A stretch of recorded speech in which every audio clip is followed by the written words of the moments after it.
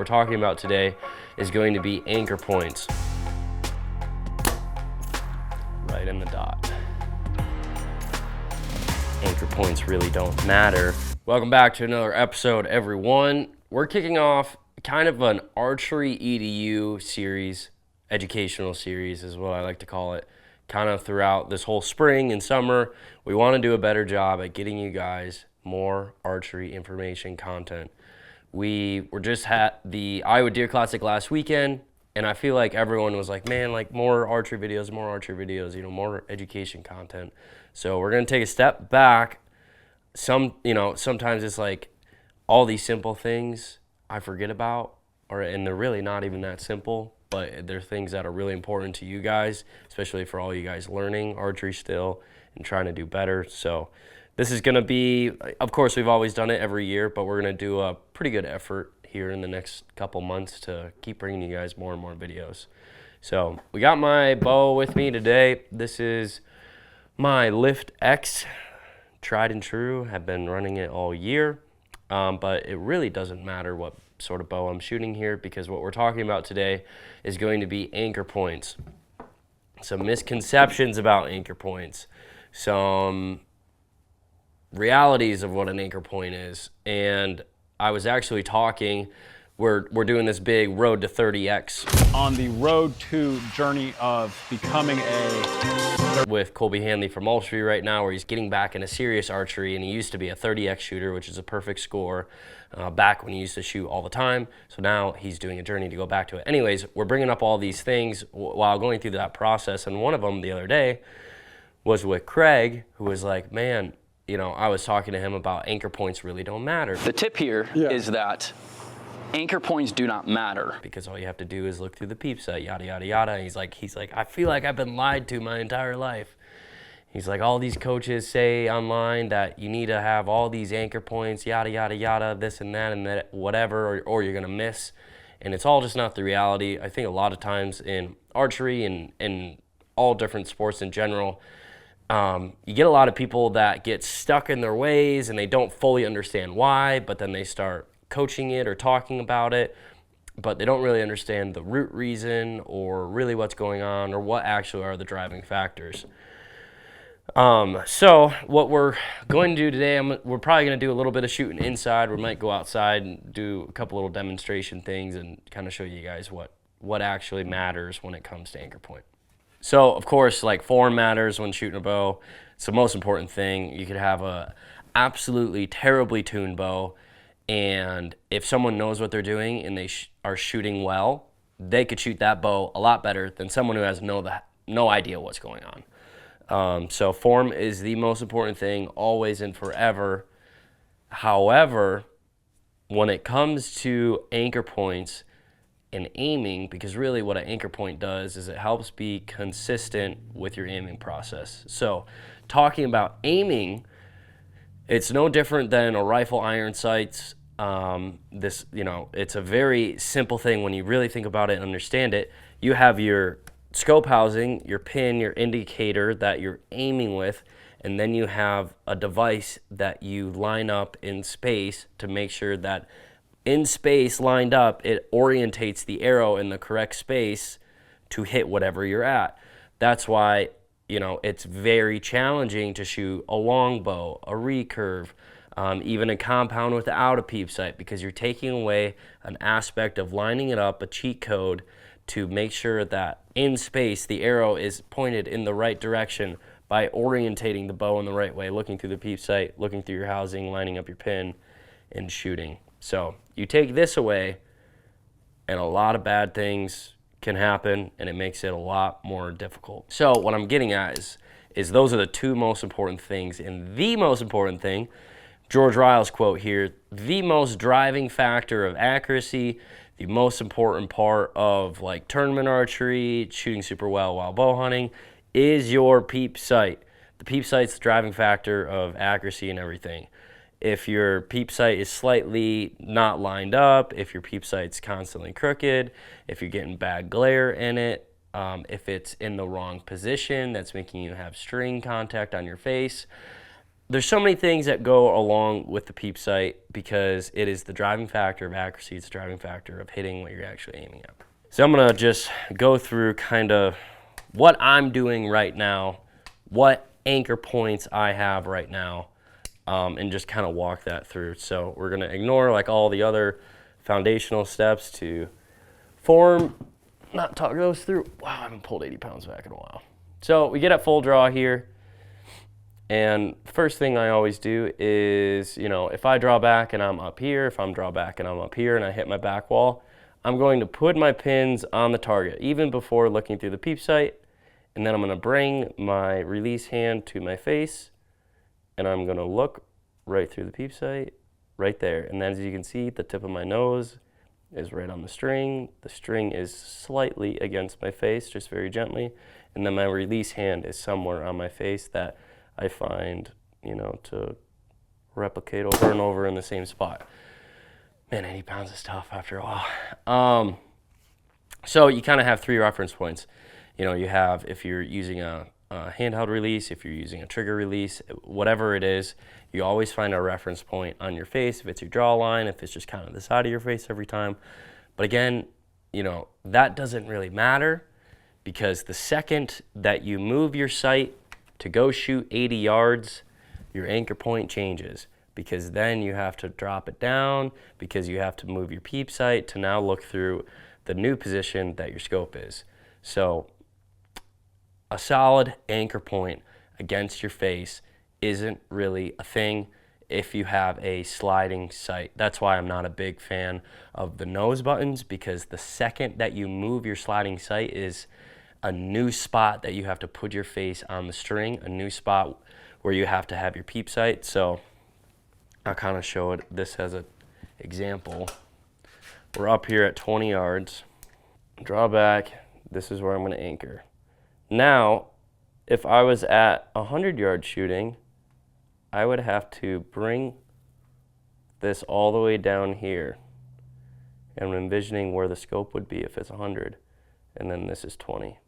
So 120. You can see there's movement. When there's a sliding scope, a sliding sight, that scope goes up and down and you have to adjust to look through your Peep sight at that scope. So a floating anchor point, I don't love the nose button for that reason, because it's constantly in a different spot on your nose. It's not actually the same spot every time, but people think it should be the same spot every time, so they're kind of like fighting against each other there.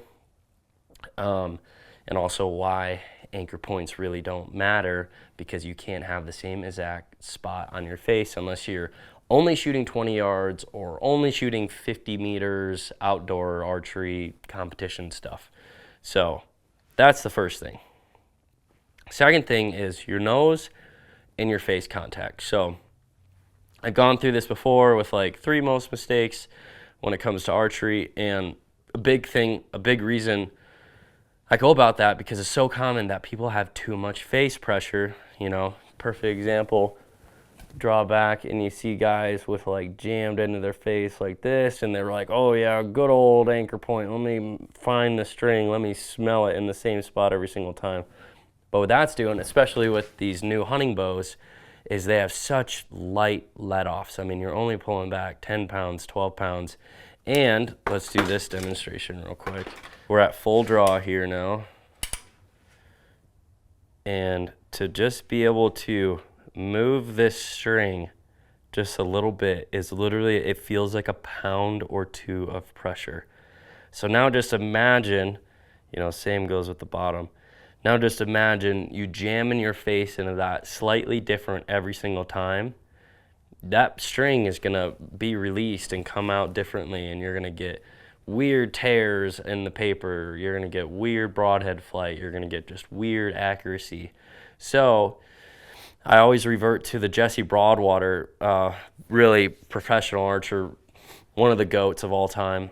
His face pressure is literally almost nothing. It looks like you can put a piece of paper between where he touches the string with his nose. You just want to have such little pressure that it's just a familiar little touch. It's not jamming your face into it. You know, guys with giant beards, jamming it into your beards.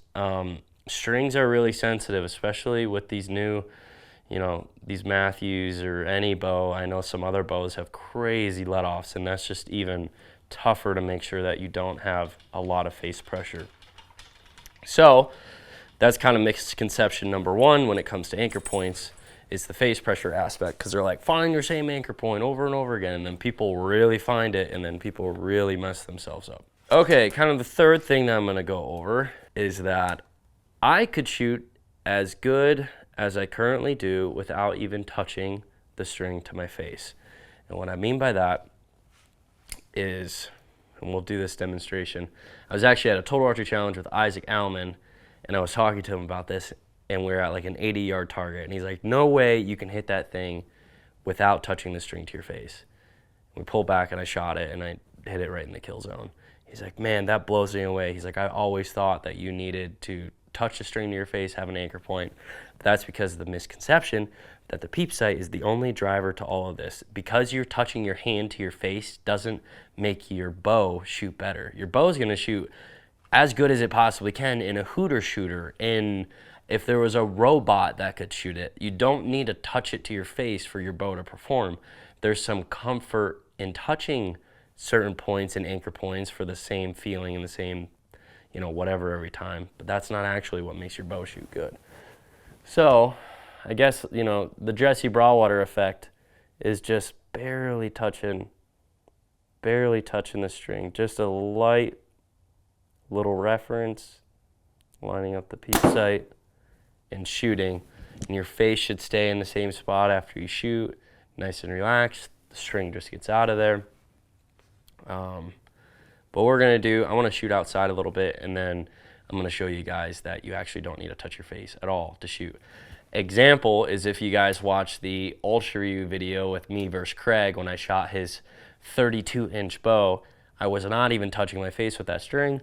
I was just looking through the Peep sight, lining it up, and shooting.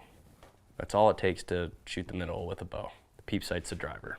I'm gonna shoot 40 and just see where we're at.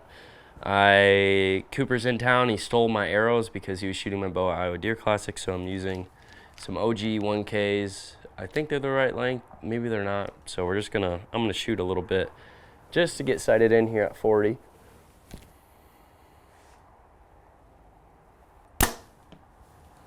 Just a touch high.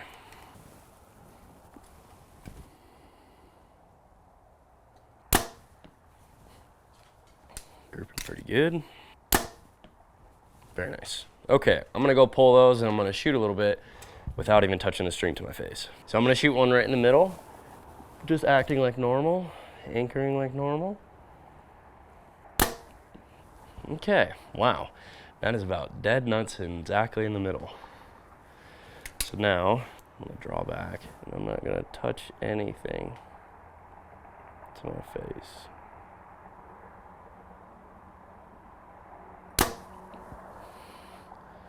Touch low right, let's see if that was me or not.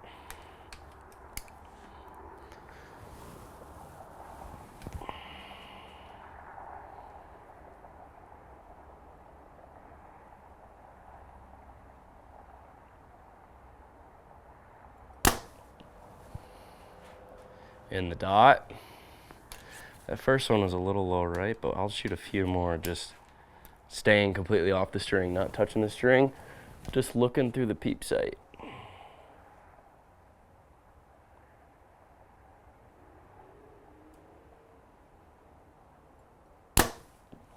Right in the dot.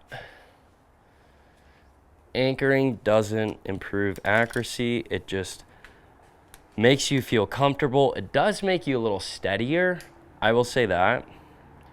Like even just out there, you feel like you're just hanging out and there's a little more shake to it. So even just touching your face slightly helps you be a little steadier.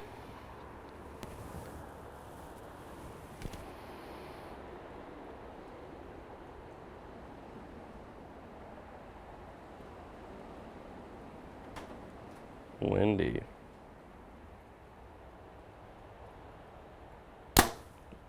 Right in the dot. Let's shoot one like normal for this last one.